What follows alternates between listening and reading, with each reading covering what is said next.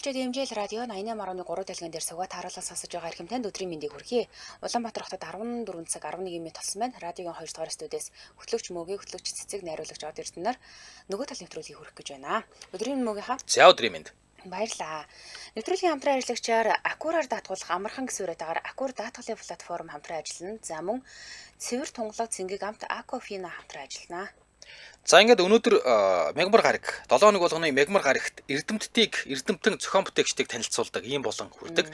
Тэгэхээр өнөөдрийн нөгөө тал нэвтрүүлгийн эрдэмтдийг танилцуулъя гэдэг булангаараа Германы инженер, эрдэмтэн, зохион бүтээгч Отто Лилентал, за Америкийн зохион бүтээгч ах дүүс болох Райтуудын талаар танилцуулна. За энэ хүмүүс бол хүн төрөлхтний олон зуун жилийн мөрөөдлийг биелүүлсэн буюу нисэх төхөөрөмжийг анх бодит болгож ниссэн ийм гайхамшигт хүмүүс ээ. За ахтур хайтуудын талаар бид нэр сонссон байж магадгүй мэднэ тий. За тэгвэл Отто Лилентал гэж яг ямар хүн байсан гэдгийг хэдүүлээ. Эхлээд ямар шисэн мэдээ тий. За Карл Вильгельм Отто Лилентал гэдэг энэ хүн бол дэлхийн хамгийн анх нислэг төхөөрөмж зохион бүтээсэн. За Тэгээ тэрийгээ сайжруулж хөгжүүлсээр байгаа тийм дахин давтагдах олон туршилтаар нислэгүүдийг амжилттай хийж гүйцэтгэсэн хүн юм байна. Ахтур хайтаас өмнө гэсэн үг. За хамгийн гол нь энийгээ сайтар баримтжуулж үлдээсэн учраас түүнийг ахтагч гэдэг нь бүгд хүлээнсжүүлдэг ийм зохион бүтээгч. За тэгээд түүний хийсэн нислэгүүдийг сонь сэтгүүлүүд тухайд бүр яг ингээ зурагтаагаар ингээ нийтэлж ийсэн. Тэгээд олон нийт тэр дундаа яг ийм эрдэмтдийн хүрээнд бол агаараас хүнд зүйл агаар төвж болдгийм байна гэдгийг хүлээнсжүүлсэн хүн гэдэг утгаараа энэ хүн шинжлэх ухаанд маш алдартай. За гэхдээ нэг зүйлийг энд дуртахгүй болохгүй. Юу гэхээр Отто Лиленталийн бүтээсэн энэ нислэг төхөөрөмж бидний одоогийн мэддэг онгоц бол биш. За тий. Харин нөгөө глайдер буюу агаарын урсгал ашиглан элен халих төхөөрөмж байсан. За ямар юугүйгээр хүч гарахгүйгээр моторгүйгээр тий. За тэгээд энэ нөгөө онгоц шиг юм хөдөлгүүргүй тэгээд аэроплан буюу одоо манайхны сайн мэддгээр бол нөгөө дельта план гэж ярьж байгаа шүү дээ тий. Ийм төхөөрөмж исэн гэж хэлж болно л доо. За Лилентал гэж энэ хүн 1848 онд тухайн үеийн Пруссийн хаант улсын Померан гэдэг мужийн Анклам хотод төржээ. 48 онд 1848 онд төрсөн. Эцэг гэхээсээ 9 үлээ байсан боловч бага бахта ихэнх одоо хүүхдүүд нь эндсэн энэ айлын.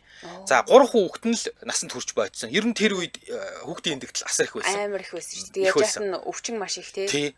Тэгээд 9 хүүхдээс 3 хүүхэд нь л дөнгөж одоо насанд хүрч бойдсон. За ахыгч нар нь бол хүн болж чадаагүй учраас Отто Лилентал айлын том болсон. Доороо 2 дүүтэй, Густав Мари гээд 2 дүүтэй. Тэгээд дүү Густав нь энэ Отто Лиленталын насан туршийн туслах хамгийн итгэдэг ойрхон ийм хүн байж. Тэгээд Лиленталын ах дүүс дунд сургуульд байхдаа юу гэдэг үс юм дүүтэйгээ нийлээд ингээд шувуу нисэж байгааг ажиглаад ингээд харж зурж хагаад тэгээд шувууны далавчийг дуурайлгаж одоо юу гэдэг өөрсөндөө хийгээд тэгээд бэхэлж яагаад ингээд нисч үсэх юмсан гэж оролддог байж. Тий. Тэгээ бүр хүүхд байхасаа ингээд сонирхож оролдож эхэлсэн. За ингээд Отто Лилентал Потсдам дэх техникийн сургуульд 2 жил суралцаад дараа нь Шварцкопф гэж алдартай компани энэ компанид инженерээр ажиллаж хагаад тэгээд тэндээсээ дамжаад Берлиний техникийн сургуульд оржээ. 1867 онд 19 настайгаасаа агаарт үйлчлэх хүчний талаар ийм туршилт хийж эхэлсэн. За яг ингээд гоё туршилтаа хийгээд ингээд ирж исэн чинь Франц Пруссийн дайн эхлээд ингээд дайнд зэрэг татгад авчиж байгаа. За ингээд дайнаас ирээд хэд хэдэн ийм инженерийн компанид өөрөө техникийн боловсролтой инженер юм учраас инженерийн компанид ажиллаж хагаад тэгээд уул уурхайн машин бүтээж анхны патентаа авчээ. За ингээд эндээсээ хөөрхөн орлоготой болоод өөрийн гэсэн бүр компани байгуулад тэр компани нь уурын тогоо, уурын хөдөлгүүр үйлдвэрлэдэг ийм компанитай болсон. За ингээд нөхөр ингээд компанитай болоод компани хөөрхөн орлоготой болоод ингээд нэг юм амьдрал ахуйн тогтоод ирсэн чинь нөхөр хүүхэд наснаас мөрөж эхэлсэн нөгөө нэг нисэх төхөөрөмж руугаа хөрөнгөө гаргаад цаг заваа зориулаад ингээд дахиж идэвхтэйгээр оролдож эхэлсэн байт юм байна.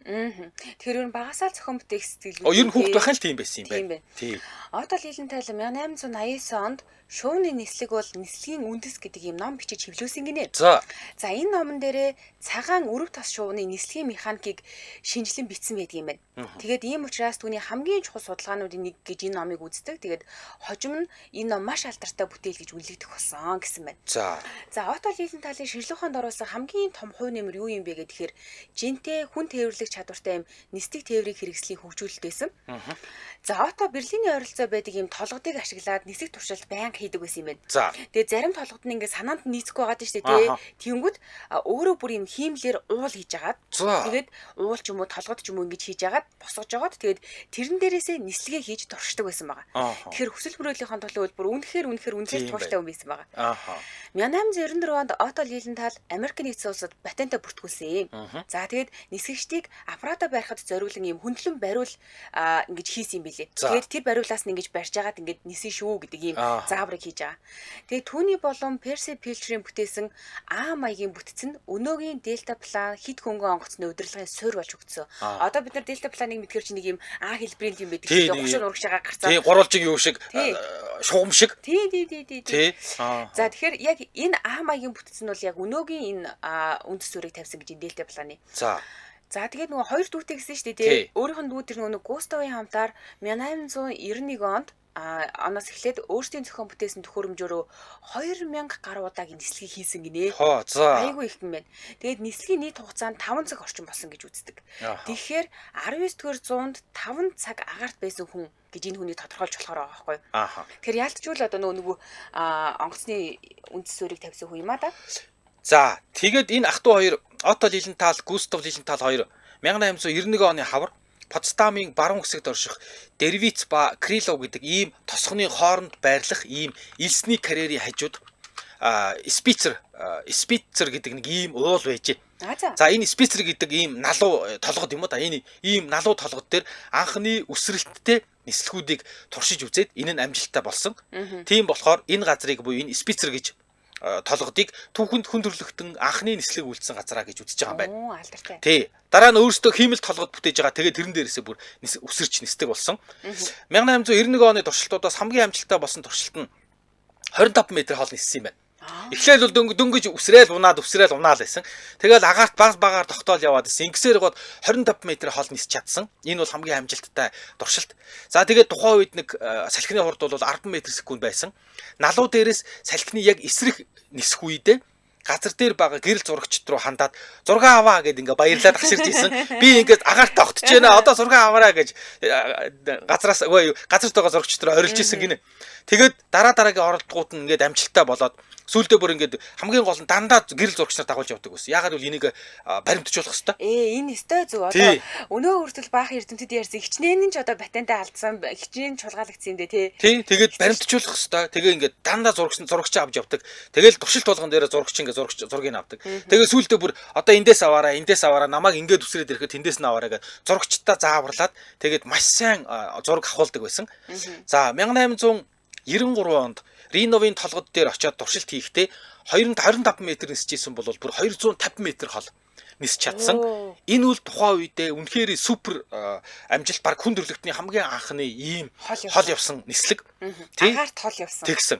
Тэгээд нас урсныхын дараа жил Перси Пилчер гэж бас одоо ийм нисэх төхөөрөмжөөр айгүйх хичээлдэг оролддог ийм хүн байсан. Энэ хүн Лиленталийн өөрийнх нь зохион бүтээсэн тэр Дельта планаар 250 м нисч амжилтыг нь давтсан. Ахиулж чадаагүй.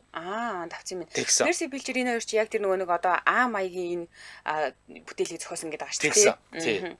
За Улаанбаатар хотод 14 цаг 19 минут болсон байна. Хамтран ажиллагчаа танилцуулаад өргөжлүүлье. Хамтран ажиллагчаар Аккураар даатгуулах амархан Аккур даатгалын платформ хамтран ажиллаж байна. За одоо ер нь бол даатгалгүй бол ер нь баг хөдөлгөөн болж байгаа тий. Ер нь даатгал гэдэг бол яг ингээд ялангуяа өндөр хөгжилтэй орн бол бүх төрлийн даатгал байдаг. Тэгэхээр та ингээд нөгөө одоо ингээд жолооч хариулгын даатгал байна, амнисны даатгал байна, зам бүр аялахтаа хүртэл хүмүүс даатгалдаг болсон. Аялын даатгал. Олон төрлийн даатгалыг хаана хийх вэ гэж ингэж хайж явж ирснаас зүгээр шууд Аккур гэж энэ даатгалын платформ дээр та бүх даатгалын компани байгаа. Тэндээсээ сонгоод даатгалч. Харин тий одоо ингээд бид нар дэлгүүрт ороод худалдаа авалт хийх гэхэлэр нэг төрлийн зүйлүүд ингээд энэ тэнд байхаар айгүй хэцүү байдаг шүү дээ. Нэг байц авах гэсэн чинь тэнд хүрнэ тэнд ногоон байгаад байвал айгүй хэцүү байгаад байдаг. Тэгвэл Аккур гэдэг энэ систем даатгалын компани болон даатгуулагчийг холбосон дижитал зах. Тэгээд иргэдэд хамгийн олон даатгалын компани бүтээгдэхүүнийг санал болгож нэг дор байлгаж байгаа. За иргэд Аккурын аппликейшн вебсайтаар мөн Монпей аппликейшны даатгалын зэснээс Аккур мини аппликейшнийг сонгоод жолоочийн хариуцлагын даатгал, тээврийн хэрэгслийн даатгал, гинтийн ослын даатгал, хүүхдийн гинтийн төрлийн даатгал гэх мэтлэн маш олон төрлийн даатгалуудыг хийлгэх боломжтой. Тэгээд хур системээс хэрэглэгчийнхаа мэдээллийг ингээд татчихдаг учраас маш богинохон хугацаанд даатгалаа хийх боломжтой. Тэрнээс бид нар ч өмнө даатгал хийлгэнэ гэлээ даатгалын газар очичоод очроо авчаал таны өмнө тэдэн хүн байна гээл хүлээж байгаа л бөөм бичиг саасуулаад хийдэг байсан. Энэ үе ард тацарчээ.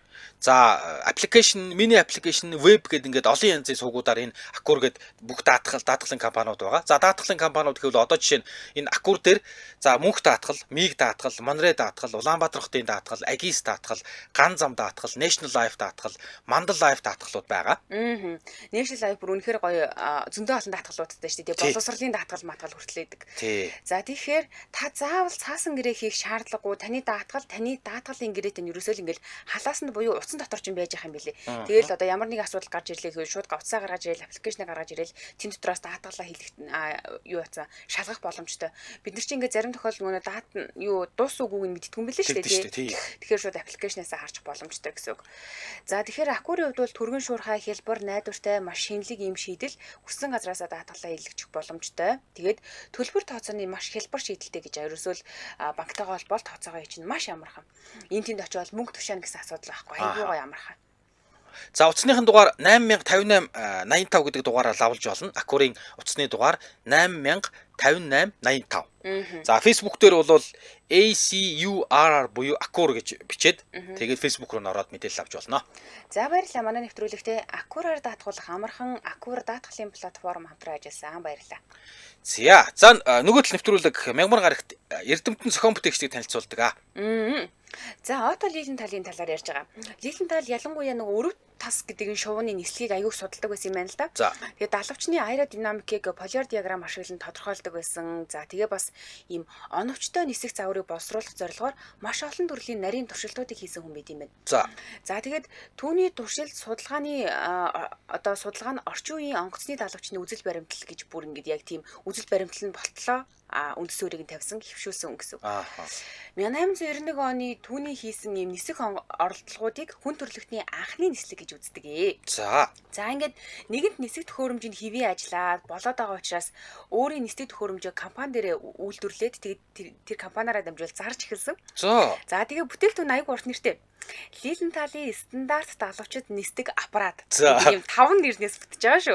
Бид нар ч одоо зүгээр онгоц гэж болчихж байгаа шүү дээ. Тэрний оронд Лилен талын стандарт далавчид нисдэг аппарат гэх бүр ийм урт нэртэй байсан. За тэгээ энэ бүтээгдэхүүнийг бүр маасаар нь үйлдвэрлэгдсэн дэлхийн анхны төхөөрөмж гэж тооцдог. За мөн Берлинд байрлаж байгаа Ото Лилен талын машины үйлдвэр гэдэг ийм компани дэлхийн анхны онгоц үйлдвэрлэлийн компани болж исэн. За. Тэгэхээр Ото Лилен тал гэдэг хүнийг нисхийн эцэг эсвэл нислэгийн эцэг гэж бүр өргөмжилдэг ийм учиртай. За 1896 оны 8 дугаар сарын 9-нд ингээд туршилт хийж илаа. За тэгээд энэ туршилт хийх үедээ эхний 3 нислэг амжилттай болсон юм байна л да. Тэгээд 4 дахь нислэгийн үед Ото Лилен талын нисдэг төхөөрөмж нь агаарт гинт ингээд тогтворгүй болоод ийш тийшээ дэлбэлцаад тэгээд 15 метрийн өндрөөс унсан. За тэгээд энэ ослоор Отогийн хүзүү хугарсан юм билээ. Тэгээд ингээд нөгөө хамт байсан хүмүүс нь түүнийг морин тэргэнд ачаад ойролцоо суурингийн эмнэлэгт хүргэсэн ч маргааш нь буюу ослоос 36 цагийн дараа нас барсан юм харамсалтай үйл явдал болсон. Өөрөөр хэлбэл өсвөл мөрөөдлийнхөө төлөө өөрийнхөө бүтээлийг хийнэ гэж туршилт хийж явж байгаад нас барсан л гэсэн үг. Тийм байна. Тэр үед нөгөө нэг шүхэр байхгүй байсан баг те. Аюулгүй ажиллагаа гэдэг юм. Тэгээд ингээд Ото Лилен тал компанитай нисэх төхөөрөмжөө үйлдвэрлээд бүр зарж исэн. Тиймээс энэ одоо гэдэг хит ингээд Ото Лилен талын нөгөө компанид үйлдвэрлэсэн ийм нисэх төхөөрөмж одоо үлдсэн байт юм байна. 1894 оны нисэх төхөөрөмж одоо дэлхийн музейнүүдэд 5 ширхэг дэлхийд яар 5 байдаг гэнэ. Америк нэгдсэн улсын DC-д Вашингтон хотод үндэсний агаар ба сансрын музейд нэг нь хадгалагдж байдаг. За энэ төхөөрөмжийг хүмүүс нисгтээ ашиглаж ирсэн. За баг зэрэг гэмтсэн байсныг нь музейд тавихтаа сэргээд засварлаа тавьсан. За 6 жилийн туршилт судалгааных үр дүнд Ото Лилен тал дан далавчтай, давхар далавчтай далавчаа бүр ингээд шувуу шиг дивж хөдлөн нисдэг загвар гэдэг ингээд нийтдээ 12 төрлийн ийм нисэх төхөөрөмж зохион бүтээгээд хийсэн байсан гин.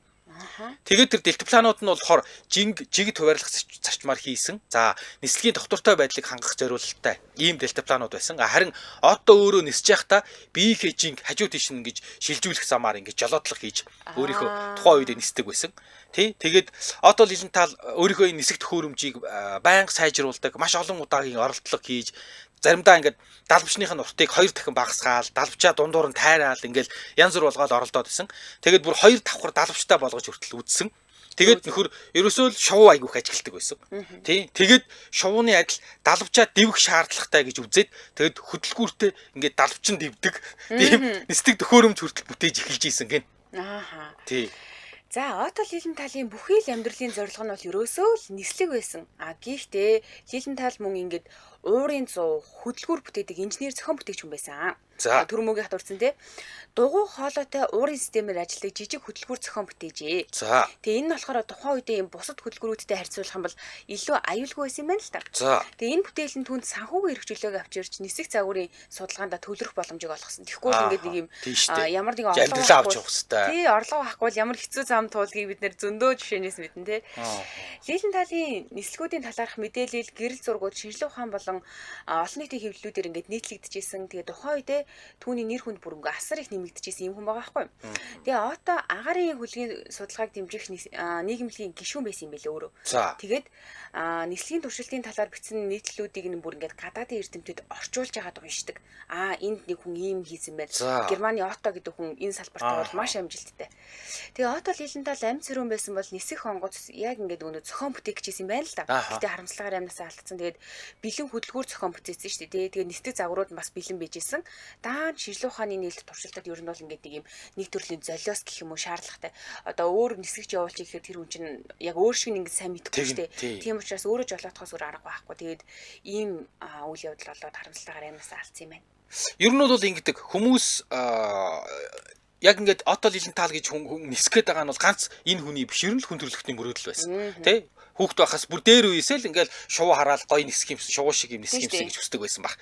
Тэгээд хурж буны тэргээд алдартай тийм харин тийм. Тэгэнгүүт энэ Отто Лилентал юу байсан юм бэ? За ингээд харамсалтайгаар нас барлаа. Тэгсэн эсрэгээрээ Америкт нэг айлд ах トゥ хоёр байсан. Тэд нар бол Wilbur Wright, Orville Wright гэдэг ах トゥ хоёр. За 5 хүүхэдтэй айлын 3 4 дахь хүүхдүүд.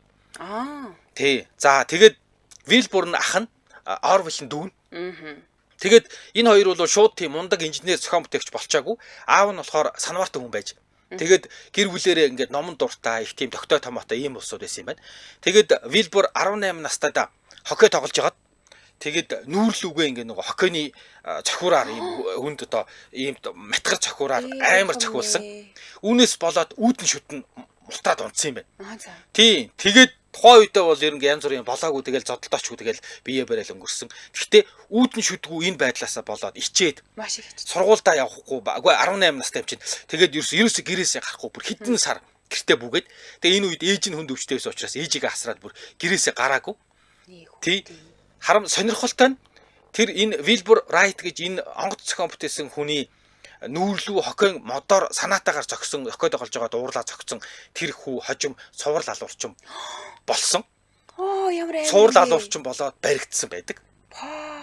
Тэгвэл тэр сурвал алууч бүр багасаа л итгээд амар. Тийм л юм бэ. Ширүүн зантаа байсан. Тий. Тэгээд дүү Орвил нь сургуулаасаа гараад хэвлэлийн бизнес эрхлэнэ гэдэг. Энэ хоёр ер нь юм хийдэг төрлөө хоёр нөхөр байж. Бүр ингээд дүү нь би хэвлэлийн бизнес эрхлэнэ гэ. Тэгээ бүр хэвлэх машин зохион бүтээгээд өөрөөсөө хэвлэх машин зохион бүтээгээд тэгээд тэрэн дээрээ бүр ингээд юм хэвлээд тэгээ ингээд ном сонин сэтгүүл хэвлэж хагаад өөрийнх нь Орвлийн найз багийнх нь найз Пол Дамбар гэж залуу редактор хийгээд ингээд 7 хоног тутмын сонин гаргадаг байсан. Залуучууд нийлээд. Нэг нь хэвлэх үйлдвэрээ зохион бүтээгээд нөгөөх нь зохиолч нь болохоор сонингийнх нь бичгэмнүүдийг нь бичиж өгöd. Ингээд тий тэгээ энэ нөхдүүд 7 хоногийн сонин гаргадаг ус гэж. Гэхдээ ингээд Европчууд энийг гоё юм нь ерөөсөө сэтгэлгээнд баригддаггүй, насанд баригддаггүй тий. Одоо дөнгөж 15 16 та мөртлөнгөөсөө тэгэл би ийм юм хийм, ийм бизнес оролтно гэл тэрийг нээж аваад нь гэсэн айгуу гоё дэмжихийн тий. За тэгээд 1892 оноос ундаг дугуй гэх зүйл гинт гарч ирээд модонд орж эхэлжээ. 1892 оноос шүү. Тэгээ 1892 оны 12 сард ах トゥ хоёр ингээд ундаг дугуйн борлуулалт завсрын цех нээж ажилуулъя гэд ажилуулж эхэлсэн байна. Тэгээ бүр 1896 оноос өөрсдөө дугуй үйлдвэрлэж эхэлсэн. Өөрсдийн брендийн ундаг дугуйтай болсон байгаа. Тэр энэ хоёр бол үнэхээр ямар нэгэн тэм сэтгэлээр хэмд баригддаггүй, зүгээр нэг уртгаа хийгээд идэггүй. Айгу өөрөөр сэтгэдэг ах トゥ байсан байгаа байхгүй. Тэгээ тэр үед сонь сэтгүүлийн нийтлэлээс Германд Отто Лилентал гэж хүн гайхалтай нисдэг төхөөрөмж хийсэн тухай уншаад зургийг нь хараад бүр ингээд шүтэн биширч эхэлсэн байгаа байхгүй. Тэр нэг хоёр ингээд юм хийчих гээд байгаа хүүхдүүдийн сэтгэл гэнт чинь ингээ хүн агаар тогтоод нисээд ийн гэж бүр айгуу сонь штэ. Тэгээд яг энэ үедээ зэрэгцээд Смитсний хүрээлэнгийн нарийн бичгийн дарга Самуэль Ленгли гэж хүн уураар ажилдаг далавчтай онгоцыг хөнгүүгээр амжилттай нисгэсэн юм байна. За дараа нь Чикагогийн инженер Октав Чанут гэдэг хүн Мичиган нуурын нэг талын эрэг дагуух элсэн махан дээрээс янз бүрийн планер ашиглаад ийм туршилт хийгээд олон хүмүүсийг цуглуулдаг ийм ажилтаа болсон байна л да. Одоо нисэж ийн хараарай одоо гэж ингээл одоо нэг бодлыг үзүүлбэр юм уу та. За тэгсэн чинь алдар зохион бүтээгч нисгэгч Отто Лилентал нас орсон мэдээ дэлхийд даяар ингээд төглөө. Энд маш алдартай болсон байсан үү штэ. Тэгээд нөгөө Лиленталын өвхөл ах トゥ хоёр Райти сэтгэлд ингээд маш гүн гүнзгий шарах үлдээсэн байгаа байхгүй. Айгуу сони яагаад нас орчоо гэх тэр чинь нөгөө туршилтынхаа үеэр угаасаа ойлгосон шүү дээ тий. Өчнөө жил зүв зүгээр амжилттай туршилтаа хийжсэн хүн яагаад гинт өгч вэ? Юунаас болчвоо? Яагаад тэнцвэрээ алдчихваа? Салхинд цохиулчвөө? Ямар нэг юм болохоо болчвөө? Би энэ муудчвөө гэдэг юм уу тий. Тэгэд Лилентал өгөхгүй яж болох байсан уу гэл ингээл янз бүрийн ах トゥ хоёр хооронд ингээ ярьж байгаа байхгүй. Тэгээд ах トゥ хоёр Райт нисэх загварын судалгааг нухацтай энэ үеэс сонирхож эхэлсэн байдаг. Яг яагаад тосолдчихв? Юунаас болов? Энийг аягүй сайн сонирхож эхэлсэн юм билээ. Тэгээд энэ Отто Лилентал гэж энэ Германы одоо нислэгийн эцэг гэдэг байгаа энэ хаанх хүн төрлөختөн анх ингээд нисэг төхөөрөмж бүтээсэн энэ хүн энэ хоёр залууд ер нь бол айгүй урам зориг өгдөг байж л тий.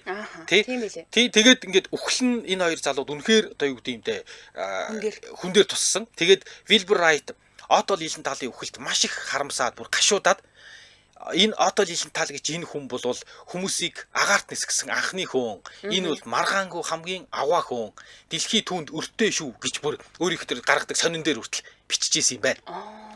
Тэгээд 1899 оны 5 сард Wilbur Smithsonian институтэд цагтл бичээд аэронавтикийн талаар мэдээлэл хэвлэл ингээд та нар байн гаргаж байгаа чи.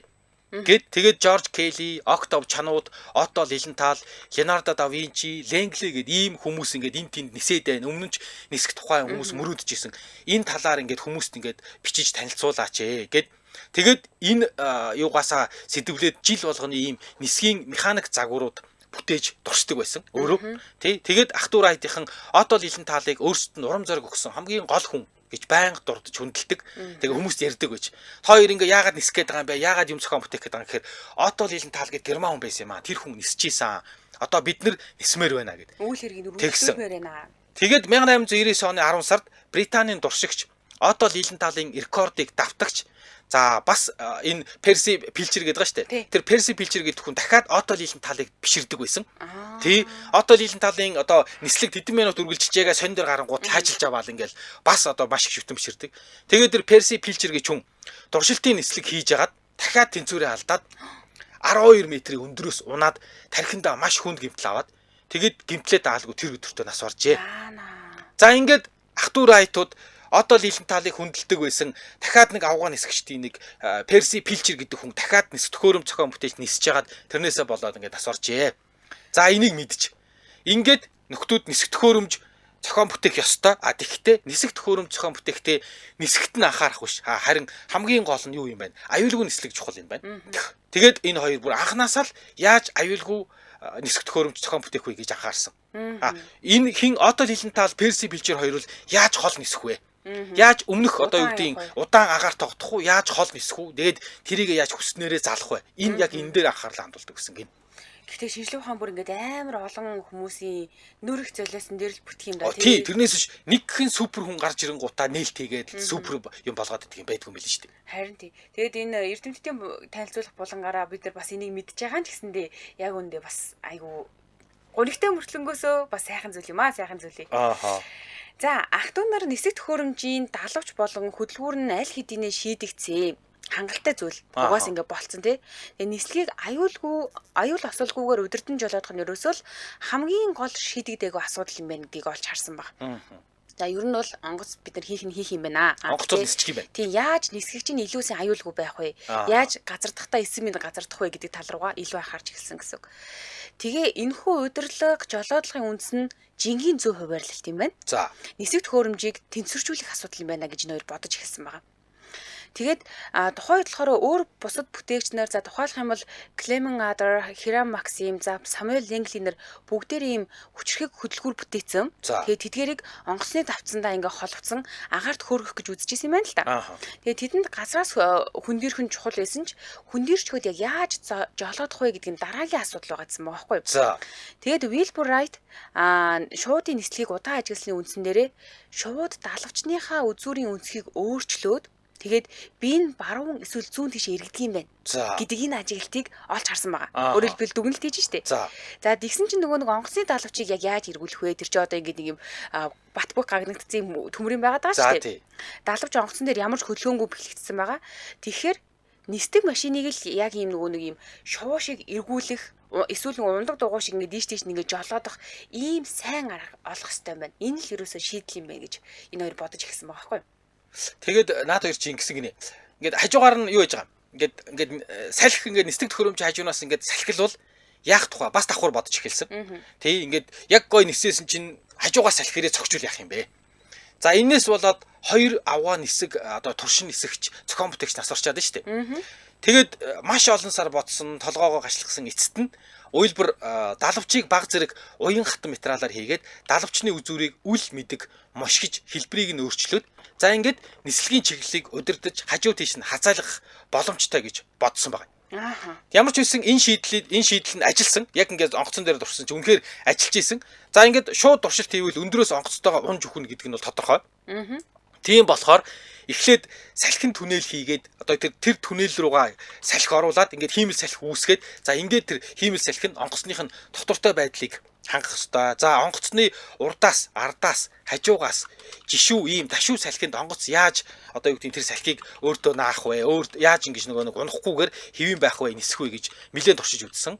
Тэгээд ер нь бол нэг туршилт судалгаа хийж агаад тэгээ ер нь бол за юу яах хэрэгтэй юм байна. Хамгийн эхлээд одоо бид нар аюулгүй байдлаа бодох хэрэгтэй юм байна гэд. Тэгээд далавчийг баг зэрэг мошгиж хэлбэрийг нь өөрчлөөд тэгээд ийм босоо чиглэл бүр нислэгийг удирддаг, хөдөлдөг ийм далавчтай болсон. Ер нь бол эндээс энэ хоёр ер нь баг онгоцныхаа учрыг баг эндээс ингээ олчих шиг болсон. За хоёулаа хамтран ажиллагчаа танилцуулчаад өргөжлөхгүй. За хамтран ажиллагчаар Цэвэр цунгалаг, Цэнгэг амт Акофина хамтран ажиллаж байна. За энэ Акофина болохоор дэлхийд борлуулалтаараа төдийгүй чанар стандартаараа тэргүүлэгч савлсан усны нэг дэлхийн 40 гаруй оронд сая хэрэглэгч сонгож уудаг ийм алдартай брэнд ус юм байна. Тэгээ энэ ус бол хүний биеийн эрдэсийн цогцтой харьцааг хангадаг кали, натрий, магний гэдэг ингээд эрдэс бодисуудыг агуулдаг калиен бикарбонат өндөртэй. Тэгэхээр энэ бол бикарбонат өндөр, калиен бикарбонат өндөр байна гэдэг нь хүний биеийн тэр нэг хүчил шүлтгийг pH гэдэг байгаа тий. Тэрийг хүчил шүлтгийг тэнцвэржүүлэхэд тусалдаг юм байна. Юу хүчил шүлтийн тэнцвэртэй байдлыг хадгална гэдэг чинь бид нар эрүүл байхын л үнс юм байна. Одоо жишээлбэл сайн нөгөө миний бөөр өвдсөн чи эмч тэгж байгаа байхгүй юу? Өсөх замын халдвар ч юм уу тий бөөр ингээд өрөвсдөхөөр юу яадаг гинэ хүний энэ нөгөө шээсний замын орчин нь хүчлэг болчт юм байна. Тэгээ хүчлэг болонгоо тэнд бактери үржих таатай нөхцөл болчт юм байна л. Харин хүчил шүлтийн орчин яг тэнцвэртэй байлгаж байж ич нөгөө бактери өсөлтийг дарангуулдаг буюу эрүүлээд юм биш үү? Тийм тэгэхээр яг ийм калиен бикарбонат өндөртэй хүний биеийн хүчил шүлтийг тэнцвэржүүлдэг юм ус хэрэглэх нь бидний эрүүл мэндэд дэмжиж байгаа нэг алхам гэж үзэж болно.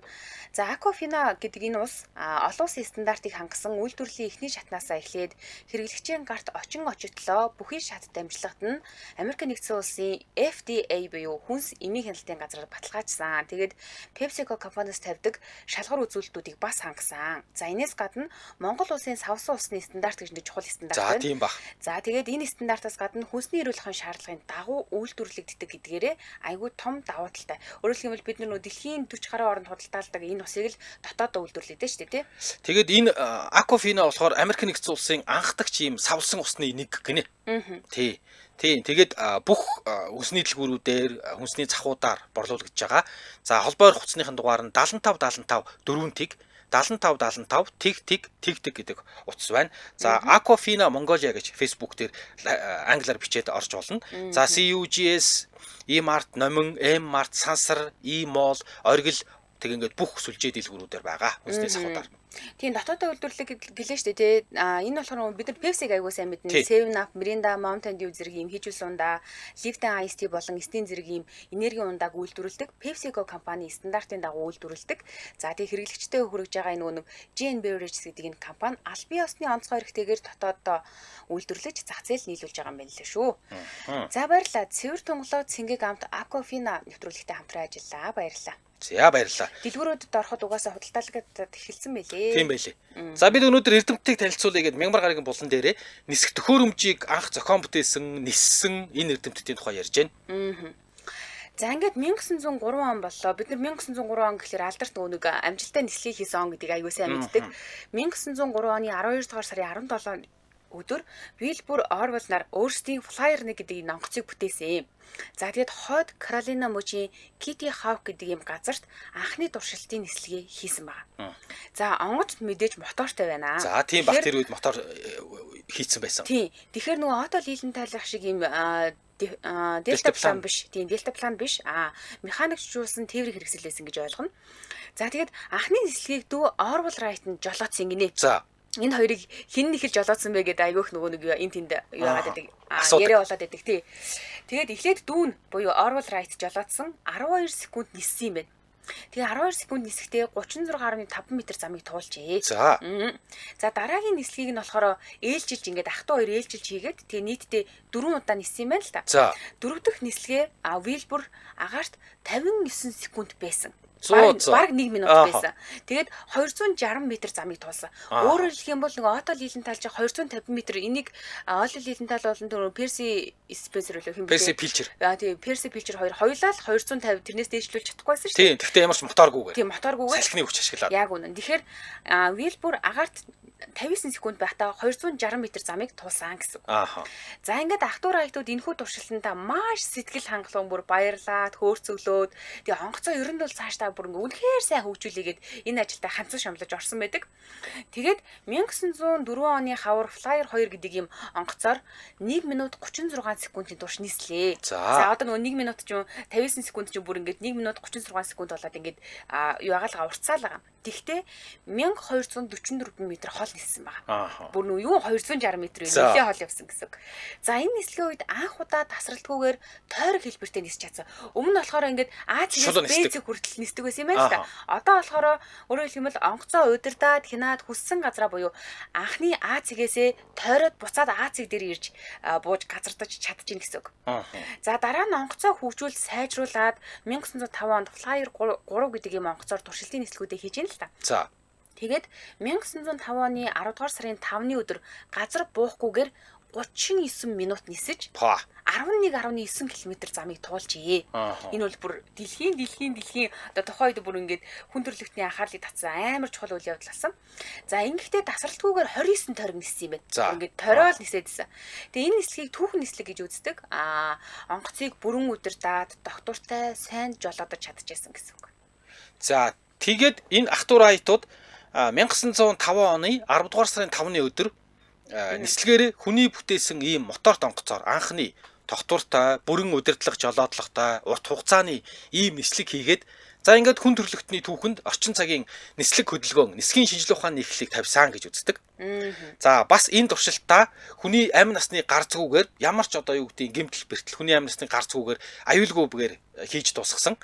За ингээд хүнийг газраас хөндийрүүлж нисгсэн хүн бол Otto Lilienthal бол харин анхны моторт хөлгөөр удирдлагатайгаар тэр нисэх төхөөрөмжийг өөрөө удирдах нисээд амжилттайгаар бууж ирсэн хүмүүс бол Америкийн ах トゥ болох Wilbur Wright болон Orwell Wright нар юм аа. Тэгээд эндээс хамгийн гол чухал нь юу юм гэхээр ер нь бол бид нар ингээд сураал академик боловсрол айгүй чухал л да тий. Гэхдээ сониуч зан гэдэг хүмүүст бол бүр үнэхээр гайхалтай нөлөөлж чаддсан байна гэдгийг харуулж штэ.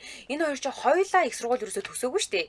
Тий хэдийгээр одоо нөгөө шинжилгээ ухаан инженерчлэлийн чиглэлээр их сургууль сурж төгсөөгүй ч гэсэндээ өөртөө судалгаа туршилтаа хийж исэн хамгийн гол нь сониуч байсан тэндээсээ шинэлэг санаа гаргаж ирсэн тий.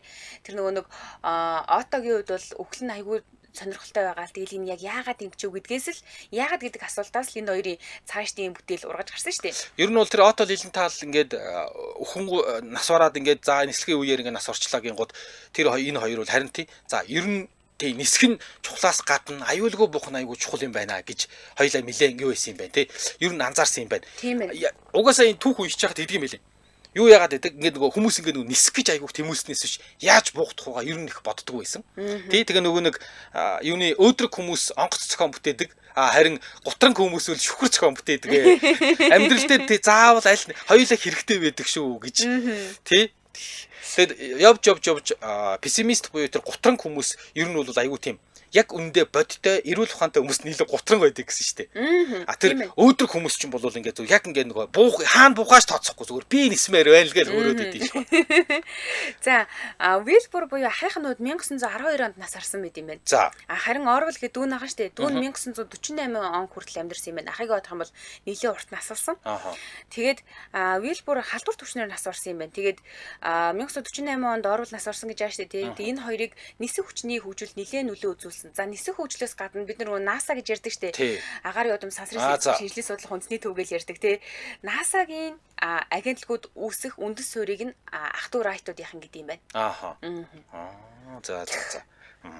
За үнэхээр сонирхолтой юм аа. За энэ дүрээд нэвтрүүлгийн өндөрлөх цаг болсон байна. Манай нэвтрүүлэгтээ Аккураар даатгуулах амархан гэсэн үрэтэйгээр Аккур даатгалын платформ хамтран ажилласан. За мөн цэвэр тунгалаг цэнгэг амт Акофина хамтран ажилласан. Баярлалаа. Сонсогчдоо өргөжлүүлээд 15 цагаас радио мэдээг үйл явуулсараа 15 цаг 10 минутаас элдв шипийн нэвтрүүлгээр хэдүүлээ эргээд уулзцгаана. Баярлалаа мөгийнхаа. За баярлалаа. Дэлхийн монголчуудын MJL радио 88.3